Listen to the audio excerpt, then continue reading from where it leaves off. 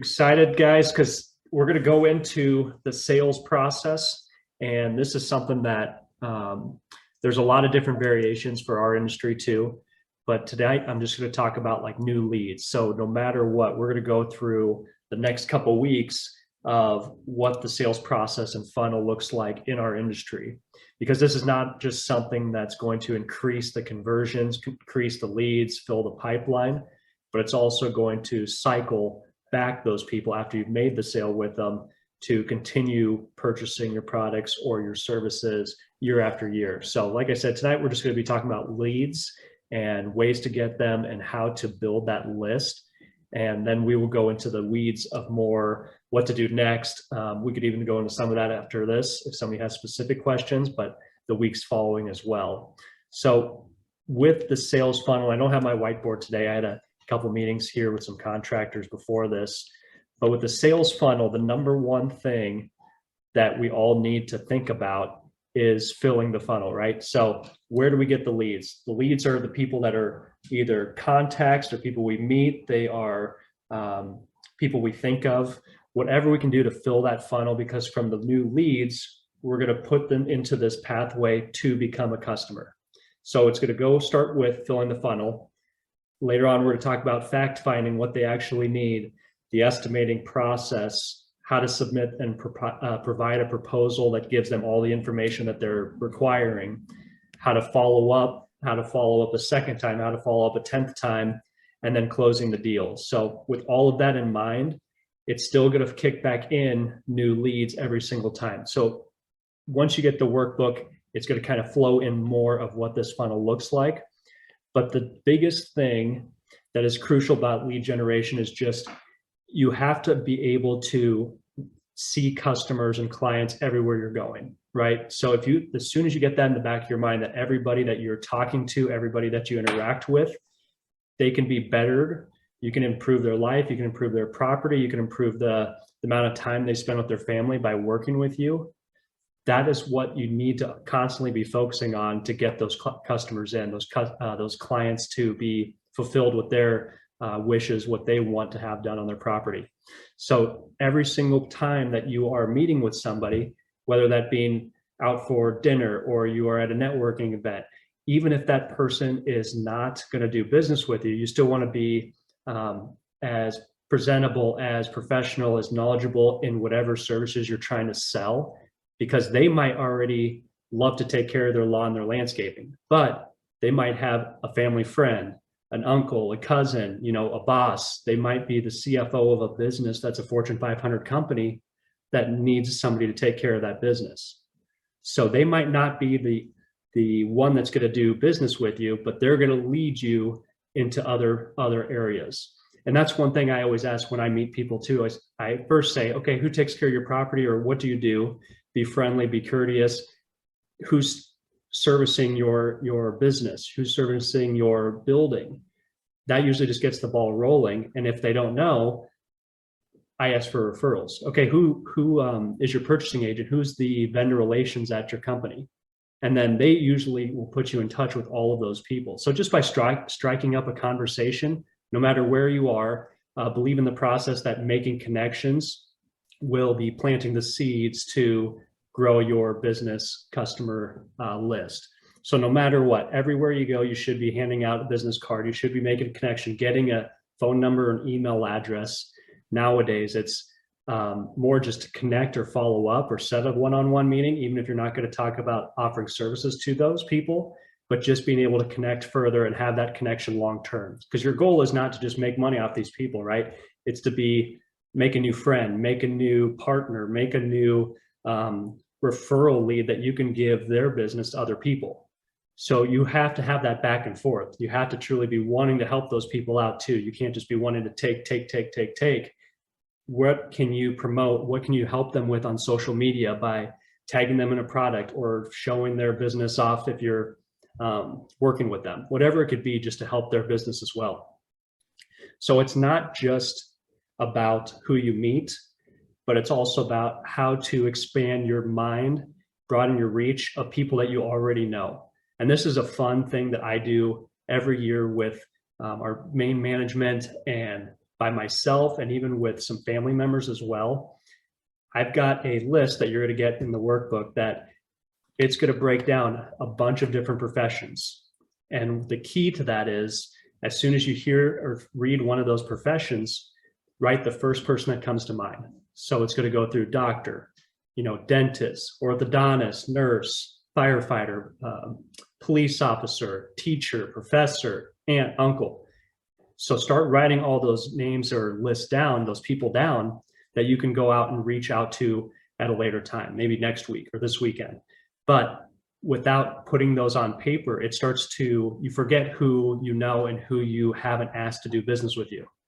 Another thing to think about too is all these people, how many of them are you buying their products or services, or are you their customer, right? So for an example, I had the same dentist for probably 10 years growing up, and he would never choose my services. He went with a different company.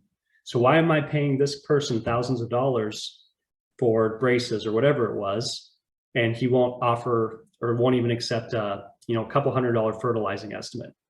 So I shifted. I changed all of my services for people that I do business with to people that are customers, or that I became customers where it's mutual, right? So I changed my dentist. My doctor is now a customer. My accountant is now a customer. My attorney is a customer. So they're all people that now we have that back and forth. So going through that exercise of realizing who are you doing business with, right? That they can also give business to you because it's mutual beneficial. That's going to keep your relationship even better because now you have a working partnership going forward. So once you get that list put together, like I said, the first time you do it, you're going to have a ton of people come to mind that you never even thought you would be reaching out to or write down. And maybe wait 6 months, wait a year, because you're going to meet a lot of new people that aren't customers yet that you might have thought of a different doctor. Okay, this is who my mom and dad use for a doctor. Why haven't I reached out to them? You already have the connection. It's your parents, right? You already have the mechanic over here doing your stuff, but who's doing your spouse's stuff, or who's, so you get a lot more connections just by doing that exercise, where you can start reaching out by email, phone, text, everything. So that will go into the follow-up a little bit more as well. But that's just something that we all need to think about. Do we want to do business with people that don't do business with us, or that do business with us? I'd much rather do business with people that have been with me a long time, that I trust. Everybody is a friend now. In my mind, I would rather go out to eat or catch up with all those people no matter where they are. So it's just something to keep in your back of your mind at all times. So once that has been completed as well, those are all going to go into that pipeline, right? Once they're customers, we're going to kind of fill this pipeline back up. And Randy, you're talking about it a little bit today too, but with your existing customers, the biggest hope you can do is reaching out to their people, their neighbors right next to them, right? So we already do work for Mr. and Mrs. Smith next door. Let's talk to the neighbor on this side. Let's talk to the neighbor on this side. We're already here. We can give you a great discount if you want to offer a discount. But it's those connections too that you can name drop. Oh, I'm doing Mr. and Mrs. Smith's. Do you like the quality of our work over here? Great. Let me get you a free estimate. So it's just figuring out who those existing neighbors are for those customers, or who they would refer you to, especially if you're doing a big landscape job. Hey, do you know anybody else that would be impressed or would love our work or would like a free estimate if we were to do something like this water feature for them?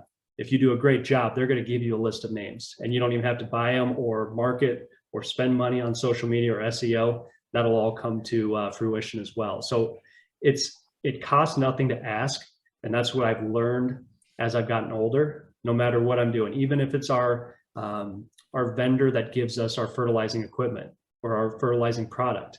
Said, hey, what other customers do you take care of that you sell them equipment, but they don't do their own irrigation? So I'm still constantly looking for that connection, even if I don't even know who that person is, because they're going to start thinking of that list now.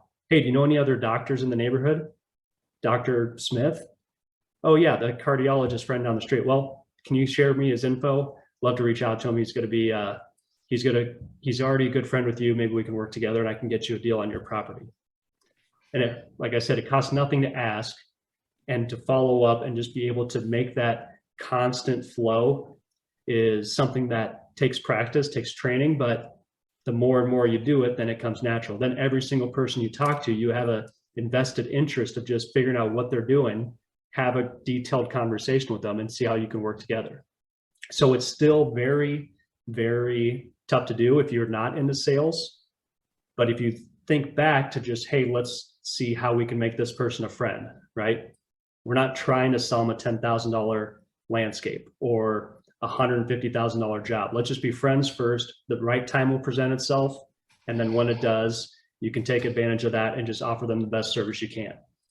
And with that being said too, these people that refer you, I mean, there's a bunch of different referral things you can do as well. We've given 5% discounts if they're right next door neighbors.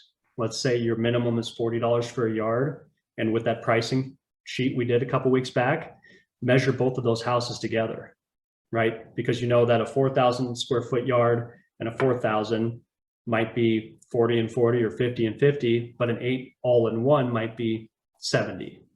So you can offer those breakpoints too of, hey, if we can get your neighbor on this side, get your neighbor on this side, we can knock the price down. You guys can split it, or we just split the price and invoice each of you. But there's ways to incentivize your neighbors to talk about you too. So always keep that in mind. That is something that has been helpful for us a long, long time ago, how we went from, 1 or 2 in my parents' neighborhood when we started to over 65 clients in one neighborhood, was just by doing that. So our truck stops, you're also saving gas, right? You're selling to the same neighborhood, so it's the most efficient, most optimization, and it's a win-win for everybody. But that is probably the biggest thing, as long as you are able to take care of them, because as soon as the word spreads, if you're not taking care of one person, they're going to talk to everybody. So that's why you have to have great communication, great customer service, be willing to take care of them at all costs, because you don't want to tarnish your name in those neighborhoods. Those are your biggest marketing centers to get new customers. Those are where you're going to get the most leads as well. When you have a wrap truck, when your team members and yourself are presentable, everybody has the same clothing. That is what people see. Those get new leads as well. So with those 3-4 things I just mentioned, those are probably the best ways to create new leads. We're going to go into the fact finding estimating, like I said, a little bit later, but I want to touch on any questions we have on that first, because there's so much other things that more details that we can go through on what to say to those people. The biggest thing right now is make a list. It's on Google Sheets, if it's Excel, if it's a scratch paper, write down all those people that you want to work with, and then we can find out how to contact them. There's ways to find their emails. There's ways to, get their phone numbers. You can direct mail them. You can drop off a letter. You can just stop in their office and say hi. I mean, all that stuff is very minimal cost compared to other avenues. So let's touch on some questions on that first.